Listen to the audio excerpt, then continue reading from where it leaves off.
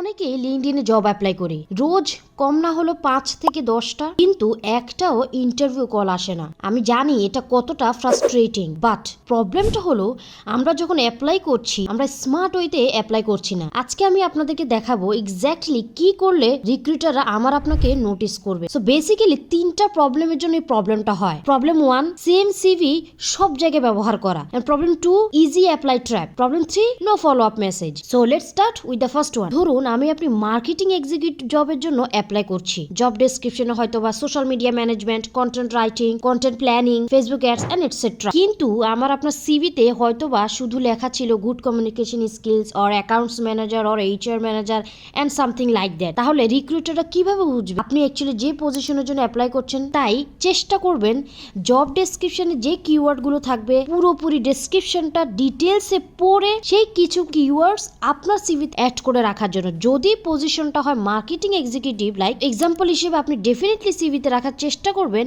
Managed social media pages, planned content strategy আপনার সিভিতে add করুন। এতে আপনার সিভিটি এটিএস এ আটকে যাবে না, কারণ আপনি যদি প্রথম ধাপে বাদ পড়ে যান সেক্ষেত্রে আপনাকে ডাকার কোনো প্রশ্নই আসে না। Problem 2, easy apply trap. ধরুন একটা পজিশনে 500 জন অ্যাপ্লাই করেছে, এখন আপনি সবাই ইজি অ্যাপ্লাই দিয়ে লিঙ্কডইনে রেখে দিয়েছি। তাহলে স্মার্ট ক্যান্ডিডেটরা অ্যাকচুয়ালি এই জায়গায় কি করে? লিঙ্কডইনে ডেফিনেটলি আপনি ইজি অ্যাপ্লাই করবেন, কিন্তু এরপরও আপনার কিছু কাজ আছে। আপনি চেষ্টা করবেন কোম্পানি ওয়েবসাইটে গিয়ে ডিরেক্ট তাদের ইমেইলে অথবা তাদের ওয়েবসাইট থেকে অ্যাপ্লাই করা, Because direct applicants or male applicants who are there are definitely given more priority to understand their need. Problem 3, no follow up. আপনি যখন অ্যাপ্লাই করে চুপ করে বসে থাকেন, অন্যদিকে অন্য একটা ক্যান্ডিডেট এইচআর কে মেসেজ দিয়ে রাখে কিংবা তারা ওয়েবসাইটে গিয়ে মেসেজ দিয়ে রাখে বা যদি কোনো রেফারেন্স থাকে তাদের সাথে যোগাযোগ করে। আপনি চেষ্টা করবেন আপনি যে পজিশনের জন্য লিঙ্কডইনে অ্যাপ্লাই করেছেন সেই কোম্পানির কোনো এইচআর এর সাথে আপনার কানেকশন রাখা, যদি না থাকে সেটা কানেকশন বানিয়ে নিয়ে তার সাথে একটা হাই হ্যালো মেসেজ দিয়ে রাখবেন। এক্সাম্পলটা এমন হতে পারে যেমন, Hello, I recently applied for this role